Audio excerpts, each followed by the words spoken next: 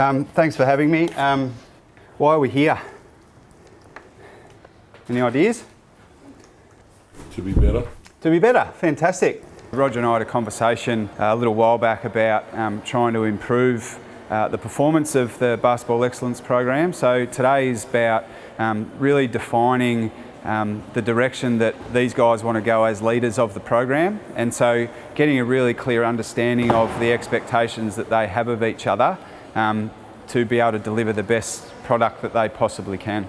Today is about your needs, this team, and how you can get better. I don't come in here with a manual or anything like that telling you what you need to do. All right, it's about you guys taking responsibility and ownership for that. We have a model that we use to facilitate our program. This is our high-performing teams model. All right, so you cannot have a high-performing team unless you have high-performing leaders. All right, why would that be, do you think? You can't lead people on a journey you haven't experienced yourself. Yeah, okay, good. Leaders give the team direction, and really simply, leaders model a certain type of behaviour. All right. One of the catchphrases we use is any given team, and so we believe that we can have a really positive impact on performance of any group of people coming together to try and achieve an outcome. So it doesn't matter what you do in terms of the mechanics of your organisation. What we're focusing on is the dynamics, so the how we do it together. Clearly, what we've got here today is a group of people that are willing to invest in that, and hopefully, the outcome is that they improve. So we've defined our culture. All right, through our behavioural framework, leaders model, reward and challenge behaviour. All right, the most important thing that we need to do as leaders is model behaviour first and foremost. All right, like it or not, the behaviour that we display as leaders of these children, they will more than likely model what we do as well. All right, what we value will get done. If we value talent and have no care whatsoever about team, then kids will just want to play for themselves. In the introduction, I spoke about the mutual trust and respect in a strong professional relationship. So I want them to understand the importance and the impact on their relationships within achieving what they want to achieve. But also the other bit is have some clarity around the expectations that they have of each other. Those elements there will allow them to start having conversations with each other about the performance individually and collectively of the team, which therefore leads to better outcomes for the kids at the end of the day. Fletch, we had a good example of that.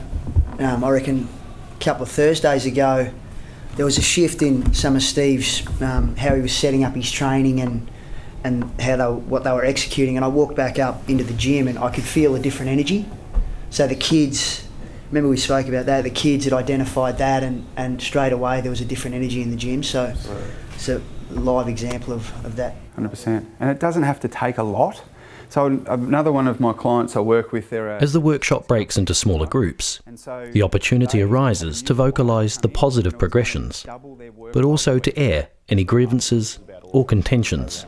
My view is that with our basketball program, that's our excellence program, that should direct all of our sporting programs. That should give us our culture for every other program that we run at that school, because that is the pinnacle of the top of the apple tree.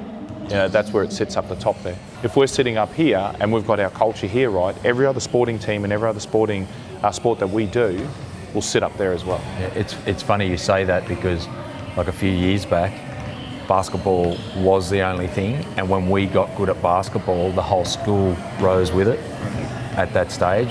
Probably when we were down to the lowest number of kids we had at the school, and that I feel it was sort of sitting on our basketball program. And if we've got to lead the way, we've got to lead the way. Yeah. And you will. Well, we want to. What sort of said all along, I'm looking to grow that program so that it has a healthy influence on all of our other programs. And I can see it now. I've seen the difference even in the 2 months we've been together. Well, we are trying to change. I mean, the things that you've brought to us, and now the trust is getting there, we are generally trying to change that. So, and you saying some positive things to the other day about it was pretty good, actually. What behaviours do we currently accept or condone that stop us from being our ideal team? This is for us. What stops us? And what behaviours do we currently accept or condone that stop us? So amongst ourselves, what do we accept or condone? yeah, I don't feel like I can talk frankly with everyone, I must admit, at the moment.